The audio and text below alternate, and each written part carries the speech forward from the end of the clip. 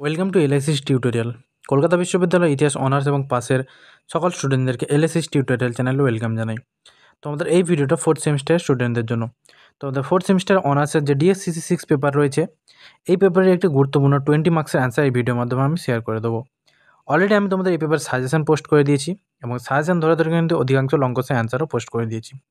আজকে আমি তোমাদের যে প্রশ্নের অ্যান্সারটি শেয়ার করব, প্রশ্নটি হচ্ছে বিজ্ঞান বিপ্লব কতটা বৈপ্লবিক ছিল। 20 মার্কসের প্রশ্ন আমি সাজেশানে দিয়েছিলাম, ভেরি ইম্পর্টেন্ট প্রশ্ন। তোমরা অনেকেই কমেন্ট করে বলছিলে এই কোশ্চেন অ্যান্সারটি শেয়ার করতে। তাই তোমাদের কমেন্টের অনুরোধেই কিন্তু আজকে এই কোশ্চেন অ্যান্সারটি তোমাদের মধ্যে শেয়ার করে দেবো।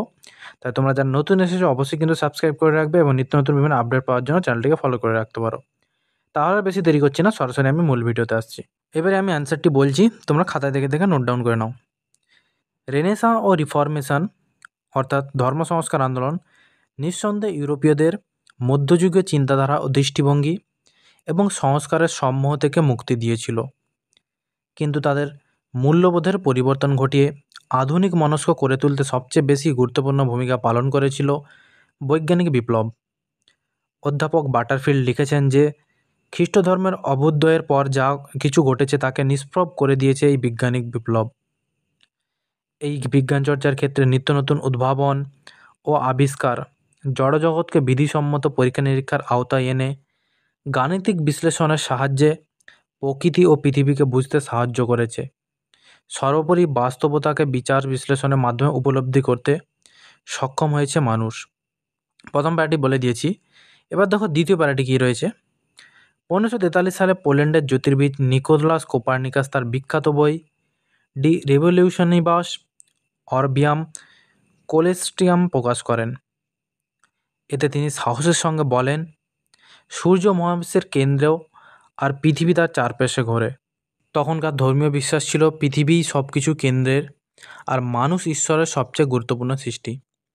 কোপার্নিকাসের এই কথা অনেকেই মেনে নিতে পারেননি, চার্চও বিরোধিতা করেছিল। তবু এই নতুন ধারণা মানুষের মনে অবস্থান ও মর্যাদা নিয়ে গভীর প্রশ্ন তোলে।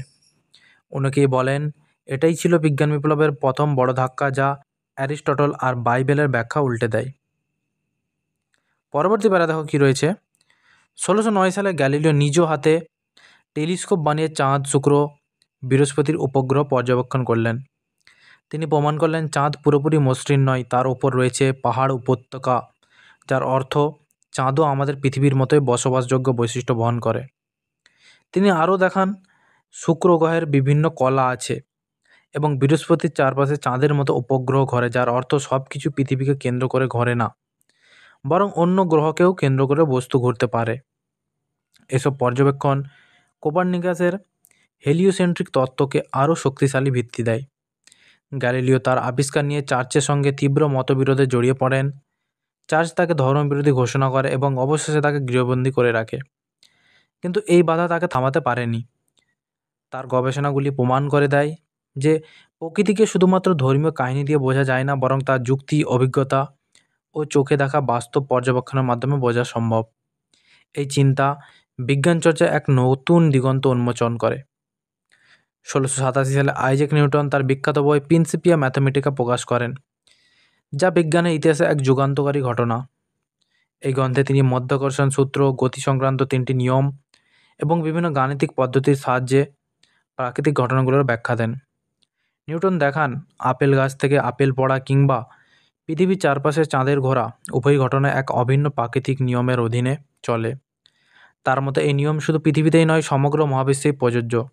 অর্থাৎ প্রকৃতি কোনো অলৌকিক বা রহস্যময় শক্তির নিয়ন্ত্রণে নয়, বরং তা গণিত ও পদার্থবিজ্ঞানের নির্দিষ্ট নিয়ম মেনে চলে।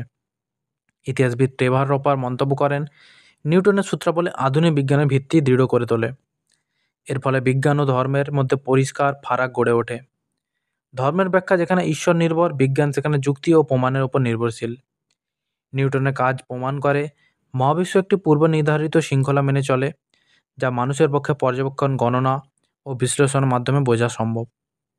এই সময় ইংল্যান্ডের ফ্রান্সিস বেকন আর ফ্রান্সের রেনে দেকার্ত বিজ্ঞানের পদ্ধতি নিয়ে নতুন কথা বলেন। বেকন বলেন মানুষের উচিত প্রকৃতিকে জানতে পর্যবেক্ষণ, পরীক্ষা আর অভিজ্ঞতার উপর নির্ভর করা। ডেকার্ত যুক্তি দেন আর সন্দেহকে প্রধান হাতিয়ার বানালেন। কোনো কিছুই প্রমাণ ছাড়া বিশ্বাসযোগ্য নয়। ফলে বিজ্ঞান আর প্রাচীন দর্শনের পার্থক্য স্পষ্ট হয়। ইতিহাসবিদ জর্জ সার্থন বলেন, এই নতুন পদ্ধতি বিজ্ঞানের সত্যিকারের বিপ্লবী দিক, কারণ এর ফলে বিজ্ঞান শুধু জ্ঞানের বিষয় নয়, প্রমাণের বিষয় হয়ে দাঁড়ায়।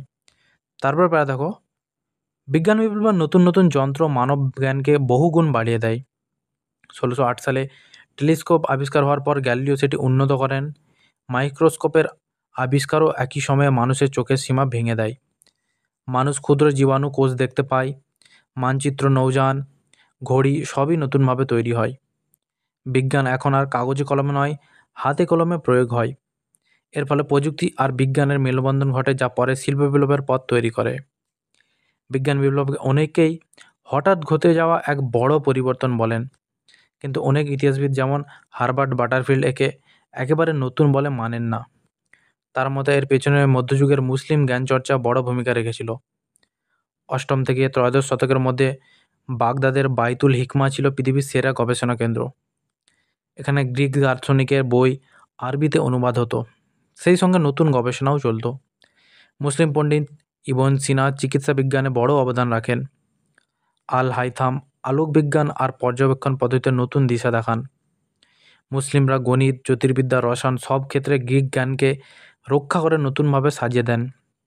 ক্রুসেড আর আন্দালুসের মাধ্যমে এই জ্ঞান ইউরোপে ছড়িয়ে পড়ে। কোপার্নিকাস বা নিউটন এই আরবি লেখাগুলো পড়ে নতুন তথ্য তৈরি করেন বলে মনে করা হয়। তাই অনেকে বলেন বিজ্ঞান বিপ্লব আসলে প্রাচীন আর মুসলিম ধারাবাহিকতার শক্ত মিশ্রণ। বিজ্ঞান বিপ্লব কতটা পরিবর্তন এনেছিল তা নিয়ে অনেক বিতর্ক আছে। কিছু ইতিহাসবিদ বলেন তখনকার সময় এই বিপ্লব সাধারণ মানুষের জীবনে তেমন বড় পরিবর্তন বা প্রভাব ফেলতে পারেনি। শহরের কয়েকজন বিজ্ঞানী আর রাজদরবারের পৃষ্ঠপোষক ছাড়া গ্রামের কৃষক, মজুর বা সাধারণ মানুষ এই নতুন তত্ত্ব বুঝতে বা কাজে লাগাতে পারতেন না। স্কুল কলেজেও তখন বহু পুরনো অ্যারিস্টটল বা বাইবেলের ব্যাখ্যা পড়ানো হতো। চার্চ তখনও শক্তিশালী ছিল, আর সাধারণ মানুষ ধর্মীয় ভয় থেকে বিজ্ঞানের নতুন কথা সহজে মানতে পারত না। ইতিহাসবিদ হারবার্ট বাটারফিল্ড বলেন বিজ্ঞান বিপ্লব ছিল এক ধরনের এলিট বা শিক্ষিত গোষ্ঠীর মধ্যে সীমাবদ্ধ।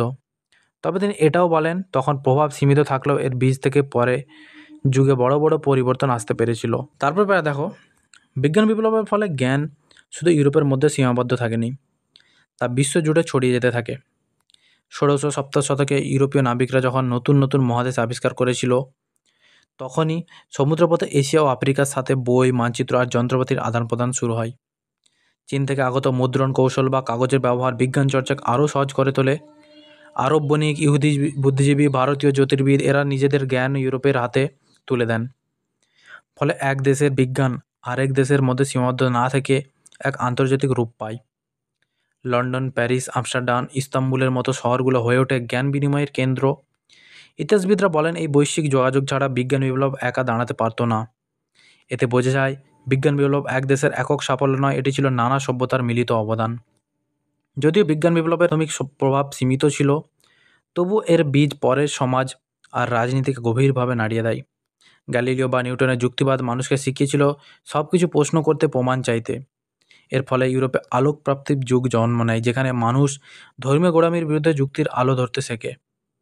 এই যুক্তিবাদী মনোভাব থেকেই আসে গণতন্ত্রের ভাবনা, স্বাধীনতা আর মানবাধিকার নিয়ে আন্দোলন। শিল্প বিপ্লব ও বিজ্ঞান বিপ্লবের ফলেই সম্ভব হয়, কারণ নতুন প্রযুক্তি আর বৈজ্ঞানিক জ্ঞান হাতে পেয়েই মানুষ কলকারখানা গড়ে তোলেন। ইতিহাসবিদ ট্রেভার হোপার বলেন বিজ্ঞান বিপ্লব শুধু জ্ঞান বদলায়নি, এটি ইউরোপের রাজনৈতিক আর সামাজিক কাঠামোতেও বিপ্লব ডেকে এনেছিল। তা এই পরিবর্তনকে ছোট করে দেখা যায় না। বৈজ্ঞানিক বিপ্লবকে শুধুমাত্র বিশ্বখ্যাত বিজ্ঞান সাধকদের গণিত, দর্শন, জ্যোতির্বিজ্ঞান ইত্যাদি বিষয়ে গবেষণা, পরীক্ষা নিরীক্ষা এবং অনুধাবনের ফলশ্রুতি বলা যায় না। বিজ্ঞানের এই অভাবিত প্রসার বিষয় থেকে বিষয়ান্তরে পরিক্রমার প্রেরণা এসেছিল সমসাময়িক কালের আর্থসামাজিক এবং রাজনৈতিক তাগিদ থেকে। বিজ্ঞান বিপ্লব নামক এই ঐতিহাসিক ঘটনার সাফল্য সম্ভব হয়েছিল শিক্ষিত মানুষের স্বীকৃতির ফলে। গ্যালিলিও, কেপলার, দেকার্তে, বয়েল এবং নিউটনের বিজ্ঞান সাধনার ফসল মুষ্টিমেয় বিশেষজ্ঞদের স্তরে আবদ্ধ থেকে যেত যদি না এলিট সম্প্রদায় দান করে নিত্যসঙ্গী করে নিতেন বা তাকে ব্যবহারিক জীবনে বাস্তবায়িত করতেন। জেডি বার্নার লিখেছেন যে পরিস্থিতিতে পুঁজিতন্ত্রের বিকাশ লাভ করে, সেই পরিস্থিতি পরীক্ষা নির্ভর বিজ্ঞানের উদ্ভবকে সম্ভবপর এবং আবশ্যিক করে তোলে। তবে বিজ্ঞানের আগ্রহ শুধু প্রযুক্তিগত স্তরে আবদ্ধ থাকেনি। মধ্যযুগে জ্ঞান বিজ্ঞান চর্চা আবর্তিত হতো একটা কাঠামোর মধ্যে। রেনেসাঁ অধ্যায়ে বিজ্ঞান অনুশীলন কিন্তু এক ধরনের সংস্কৃতি থেকে অন্য এক ধরনের সংস্কৃতি পরিমণ্ডলে থেকে সঞ্চালিত হচ্ছিল। মূলত এই বাধা ও সীমাবদ্ধতার জন্যই আমরা বৈজ্ঞানিক বিপ্লব বলতে একটু কুণ্ঠিত বোধ করি। সে সম্পর্কে আমাদের মনে সংশয় অবকাশ থেকে যায়। তবে বৈজ্ঞানিক চেতনা তথা চিন্তাধারার সামগ্রিক বিচারে আমরা অবশ্যই বৈপ্লবিক বলতে পারি, সে বিষয়ে কোনো দ্বিধাবোধ নেই। তাহলে আমি সম্পূর্ণ অ্যান্সারটি শেয়ার করে দিয়েছি। তোমরা কিন্তু অবশ্যই এই প্রশ্নটি খাতায় নোট ডাউন করে বা আগেভাগে নিজেদেরকে প্র্যাকটিস করতে থাকো।